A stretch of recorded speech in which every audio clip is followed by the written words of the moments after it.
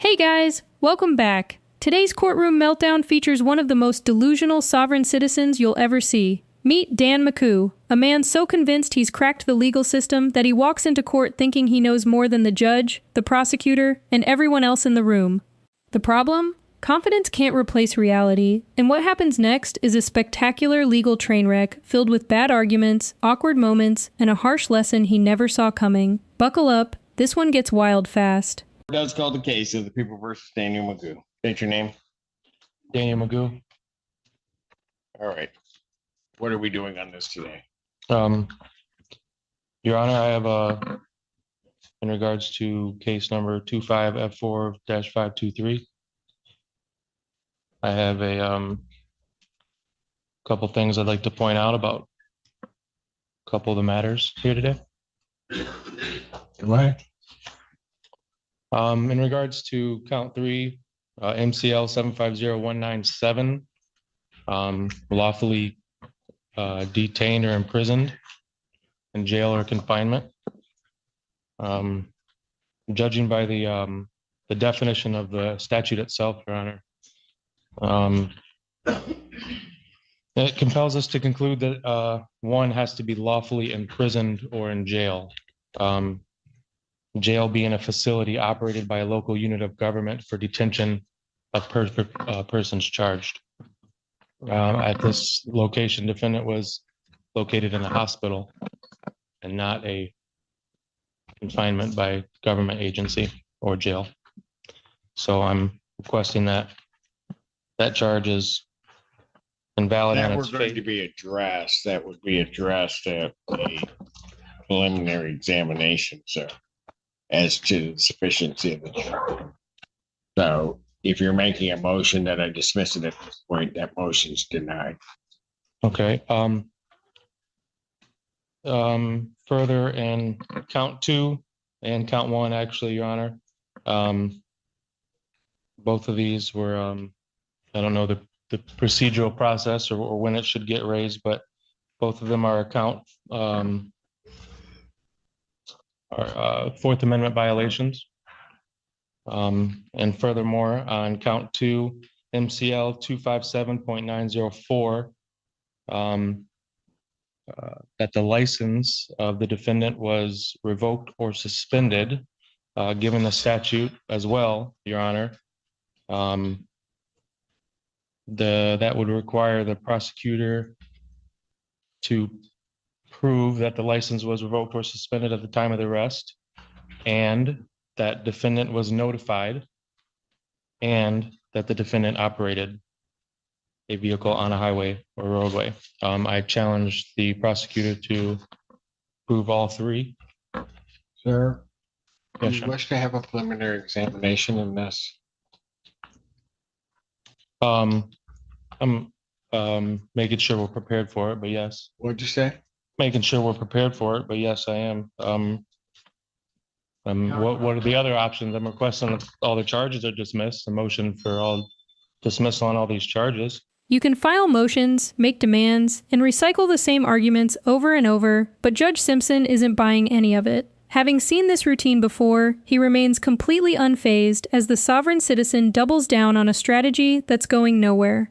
With the judge's patience running out and reality closing in fast, what starts as a confident courtroom performance quickly unravels into a painful legal collapse that everyone in the room can see coming.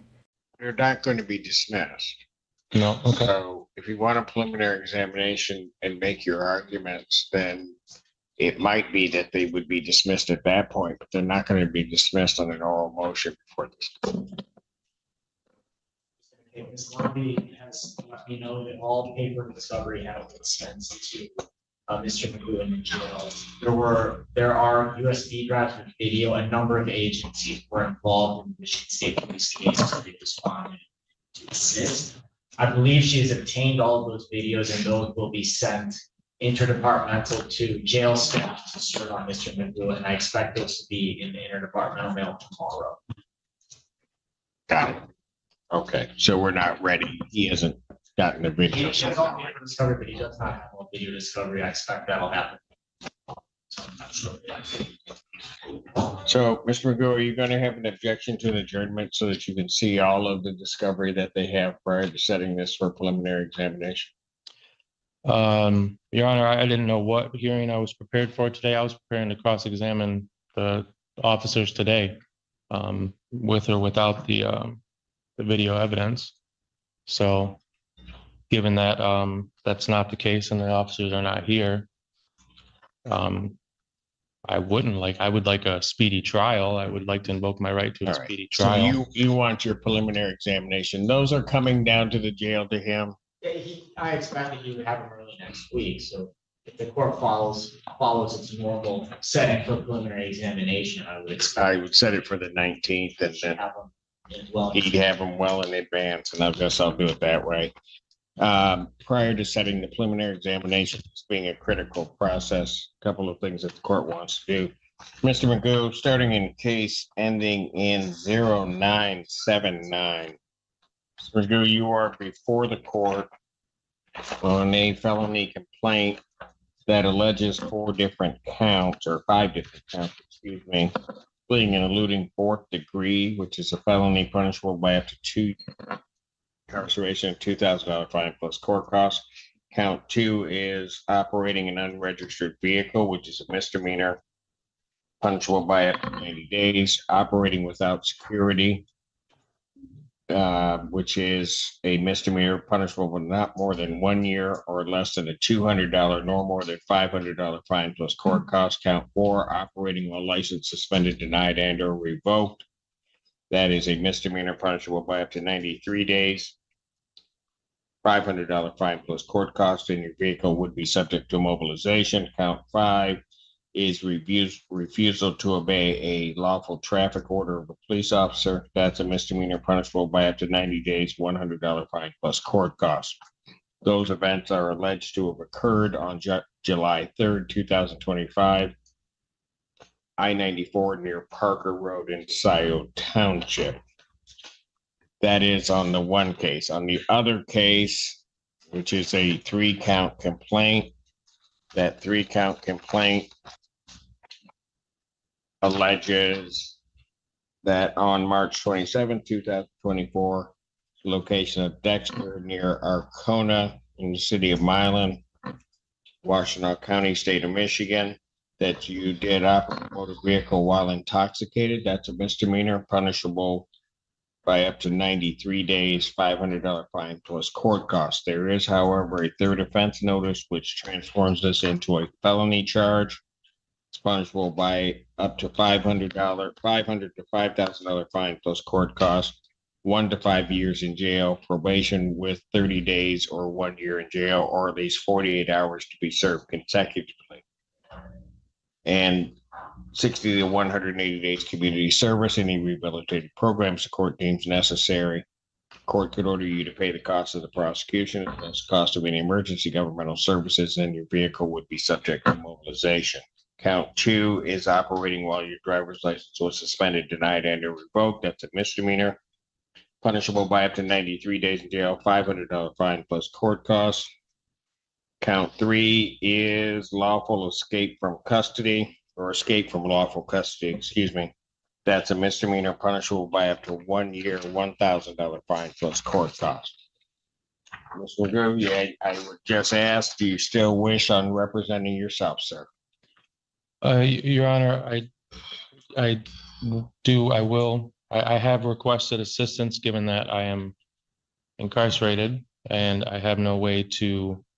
Do you wish to be represented by an attorney, sir? I would like legal assistance. What do you mean by that? Would you like to be Well, represented by? I've called the Well, Mr. prosecutor. Magoo, we go through this every time. So here's what I'm going to do. I'm going to advise you that there are great perils in representing oneself. I've told you about that before on numerous occasions.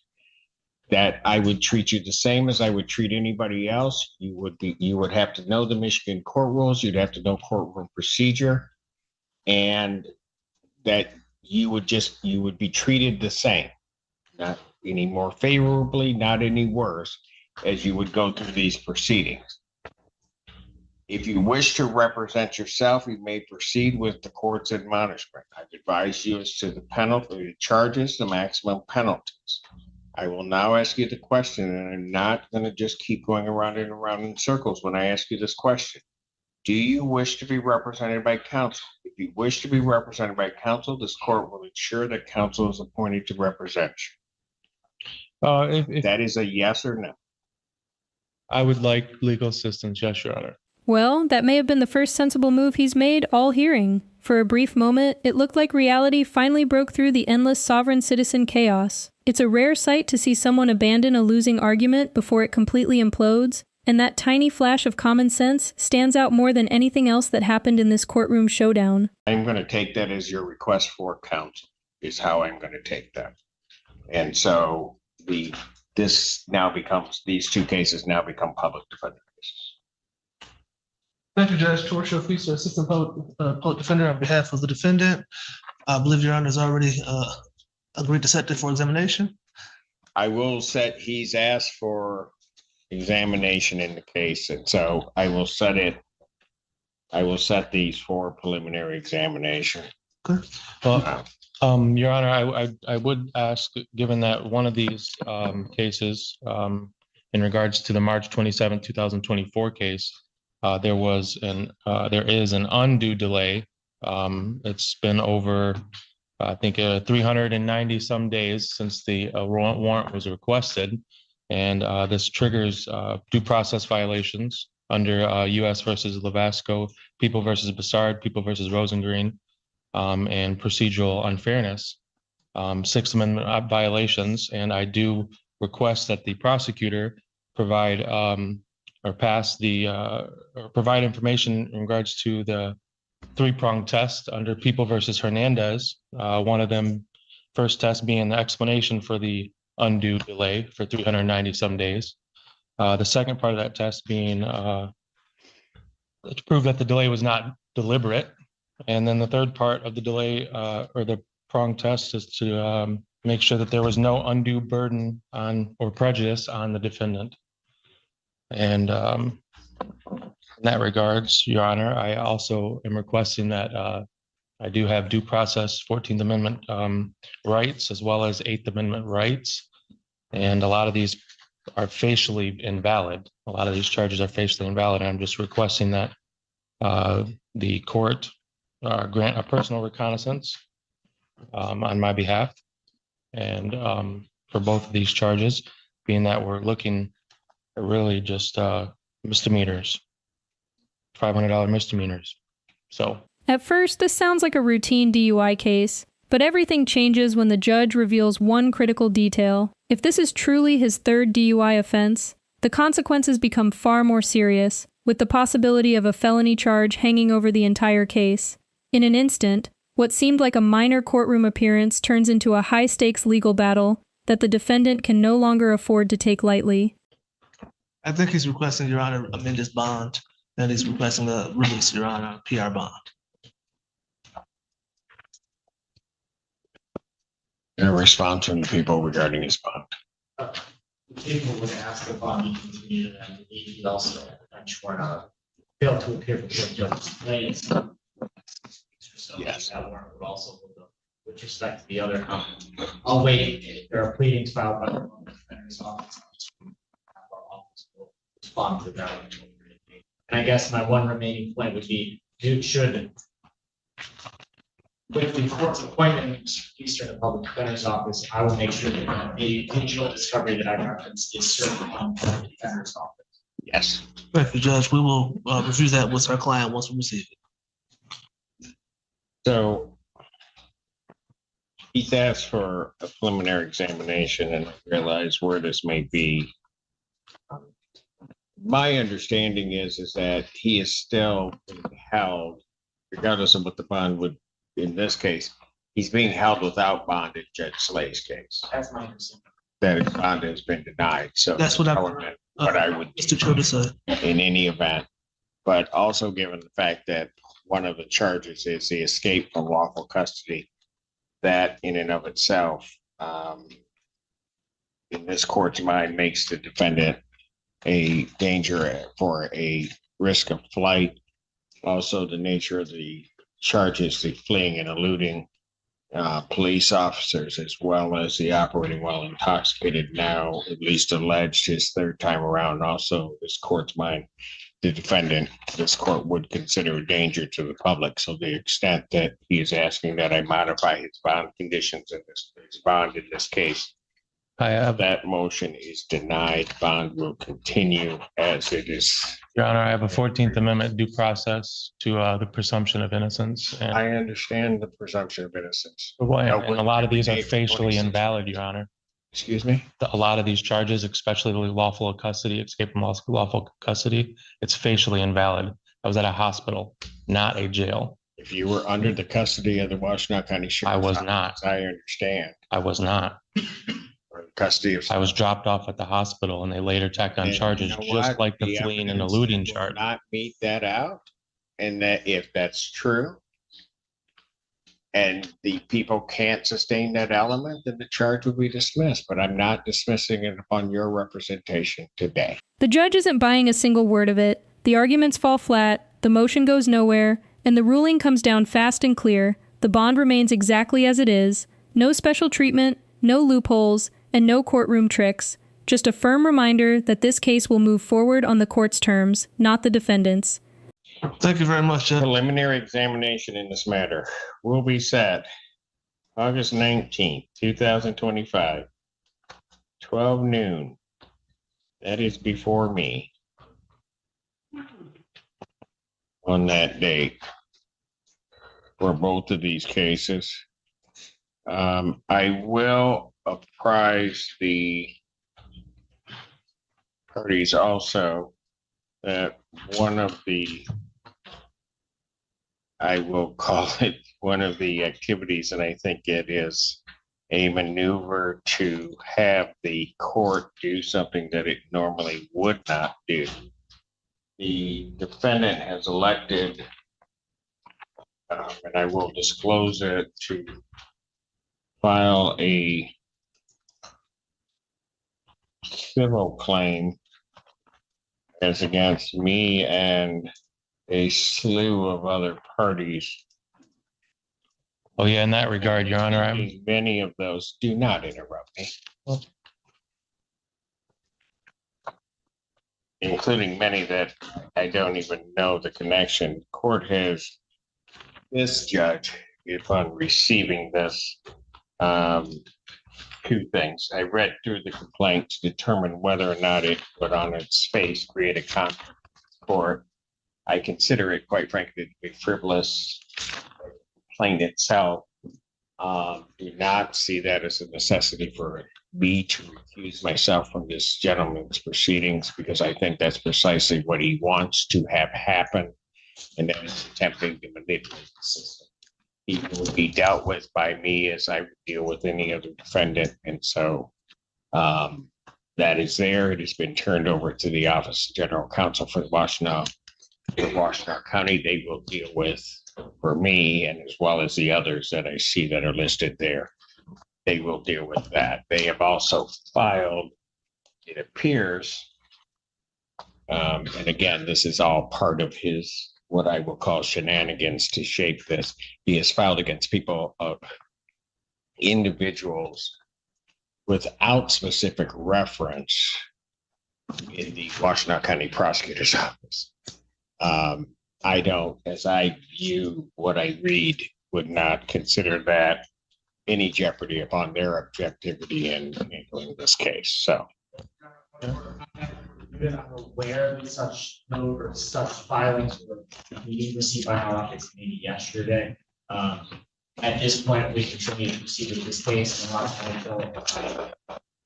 until I hear otherwise from the elected prosecutor. can I speak on that note, Your Honor? I will let you talk, but I'm not going to let you go on in some diatribe. I've got other things to do. I've stood on my rights and I've stood on my beliefs this whole entire time, especially in the previous case, Your Honor. That complaint is well pleaded. It does affect multiple parties of this jurisdiction. Washtenaw County is a named party, and I do believe that my impartiality and bias will be affected here, as it was in the past before this complaint. And I do request a change of venue on that note for both these matters. If you wish to raise change of venue, you may file that in writing, but to the extent you are raising no motion for change of venue, denied. Thank you very much, Judge. Bond will continue. Thank you. And with that, the hearing wraps up, leaving Dan Magoo exactly where he began, still facing the same restrictions and no closer to getting what he wanted. But the courtroom chaos is far from over. Up next is a case that takes a very different turn, as a woman accused of repeatedly threatening her neighbor insists she deserves to have a protective order lifted. One courtroom battle ends, another begins, and the drama is only getting started. We're here in the case of Darnell Gay versus Renee Campbell, case number 25-05147PH. This hearing is being recorded on Zoom and live streamed on YouTube. And this matter comes before the court today on Ms. Campbell's request to terminate the personal protective order that I granted in favor of Ms. Gay back on June 14th of 2025. I do have to tell you, both ladies, and apologize in advance. I have gotten us behind just through my fault and my failure to move these cases as fast as I'm supposed to move them this afternoon. So I'm a little bit short on time. I don't have time to take extensive testimony on it. I think what I'd like to do is let me see here. Okay, so we're just going to have to keep it quite short. And I guess the way I'll do it is I'll swear in Ms. Gay, take her testimony as to the basis for the PPO. I will hear in a response from Ms. Campbell why I should terminate the PPO, and then I can make a ruling. So, Ms. Gay, if you would please raise your right hand. Do you solemnly swear or affirm that your testimony today will be the truth and nothing but the truth? I do. Very good. And to support this protective order, you stated that there were a couple of incidents here, one of them being Ms. Campbell throwing eggs at your house. Tell me what happened on that occasion. After the incident happened, after the altercation with, her and everybody else on the Hall Street, Yes. They threw eggs at my home. Was and it then during that same big brouhaha on the blow up, or was it later that day or in the evening? When did it happen? later. Okay. And All right. then And who are the egg throwers that you saw? Renee and her daughter.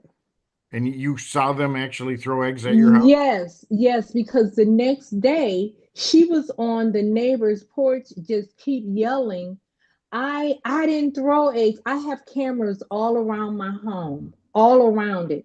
And I have my cameras, if you come anywhere towards my perimeter of my property, it captures you. It was her and her daughter. They were throwing eggs. And then the next day she was on the neighbors on their porch, just constantly yelling at my house. I've never had a conversation with her yelling. I haven't thrown eggs. Throwing eggs at your neighbor's house is already a terrible idea, but doing it while cameras capture the whole thing leaves very little room for excuses. Once the footage starts rolling, every explanation becomes a lot harder to sell in court. What might have seemed like a harmless act quickly turns into a costly mistake, one that brings far more trouble than it was ever worth. And then therefore, after that, every single day, she was yelling and screaming how she should have killed me. She would have shot me. I had friends calling me because she kept on going online and live streaming how she should have hurt me if I didn't have cameras at my house. And I did submit those. And I was also on the phone with the police on one of the incidents when she was yelling and screaming how she was going to kill me. And I also have a video of her personally, as well as someone sent me one when they were calling me out of concern because of her threats to harm me. Okay, and my next question, you said you submitted the films, you submitted them to the police department when you Yes, made a I did. report? The lives that people were sending me, as soon as they sent them to me, with her ranting and raving about how she was going to kill me, I went right downtown to the police department and I sent it to them. That's two of her telling me she's going to threaten me. I got one actually with her video, and I have her ranting in the backyard, just yelling and screaming and scaring my grandkids, telling them that how she's gonna hurt me. And it just went on and on. And I have witnesses, guests over, like, oh my God, you have to listen to that. I'm like, yes. She keeps Okay, threatening well, me. let me see what Ms. Campbell has to say about it. Ms. Campbell, would you please raise your right hand? Do you solemnly swear or affirm that your testimony today will be the truth and nothing but the truth? Yes, I do. Very good. Ms. Campbell, you Well, say in your response here, you think there should be a termination. Um, it does say you're off probation. What were you on probation for? I was on probation for the incident with her daughter and stuff, and ever since I've been off probation, she's been harassing me and my I have an 18-year-old daughter, and so she has a daughter that's my age or whatever, and stuff. So basically, ever since that incident, she's now that her daughter, so she basically got her daughter, her grandkids, and like her nieces and them making up stuff. I never once threw eggs at her house. I never said I nothing got to pictures. her. She came to my house, her I and her did. daughter and her I grandkids. did. I Hang on, never you gotta let her testify, Ms. Gay, and then I'll give you a chance to respond. I never now since she came to my house, that was May 31st. I have two incidents from this year.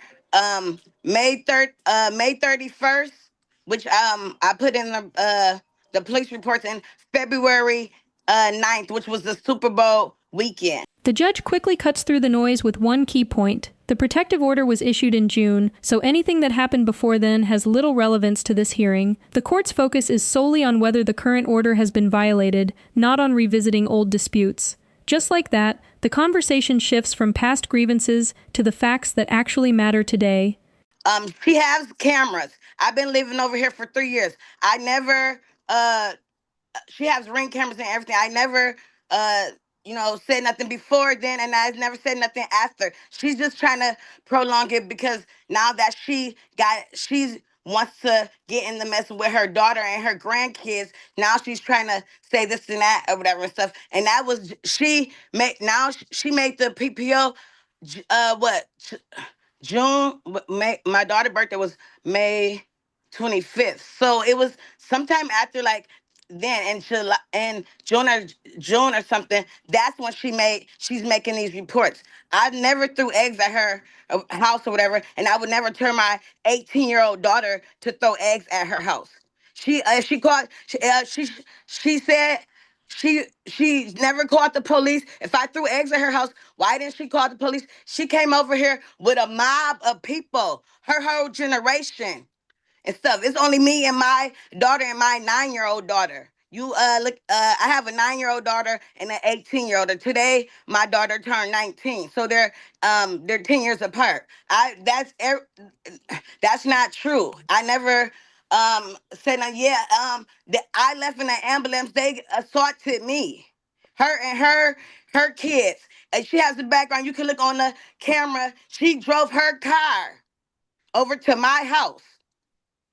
I never once went over to her house. She Well, came over you're to. talking about the big fight that happened in the street on Zeno Street It didn't happen. It happened on Hall Street, not or Hall Zeno. Street? Okay. Yes, she came over. Her family came over to Yeah, my I house. don't want to reissue the fight because she's saying, well, since that fight, this Nothing never thing happened. escalated. Since after that, yes, she's been calling CPS. They've been calling the city. They've been calling, making now she's trying to do a PP and fearing her life or whatever. Lady, I've been staying here for 3 years. I never, come on now. I never said nothing to her. I never, some eggs. It, And you're not yelling at her from the back porch where she could no, hear from her no, house. I am not. You can ask the judge. You can get active and come to the neighborhood. I've been staying here.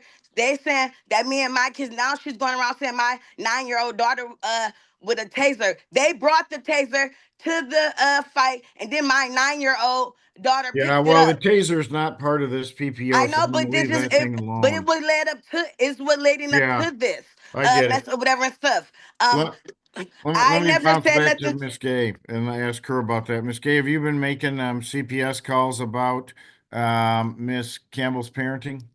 I have never called CPS. Miss Campbell, Judge, I have proof of everything that I've submitted. I have proof of her. I have my ring camera is what her coming in the backyard yet threatening me. I also have her on Facebook. I have all of the recordings. As far as her talking about, I came around and Miss Campbell don't understand it. She doesn't want to tell the truth. When I came around there, I tried to ask them not to have any altercation, and she keeps making up this stuff like nobody wants to harm her. I don't have no business like messing with her, and she doesn't have any messing with me. I'm not that type of person. She was found guilty for whatever reason with her and my daughter. I don't get in that stuff. I'm a whole grown person and an individual. I ask that you please keep this granted, because ever since you've granted this PPO, the yelling has stopped. I have not been threatened. She has not been online posting things about me. So I ask you, please,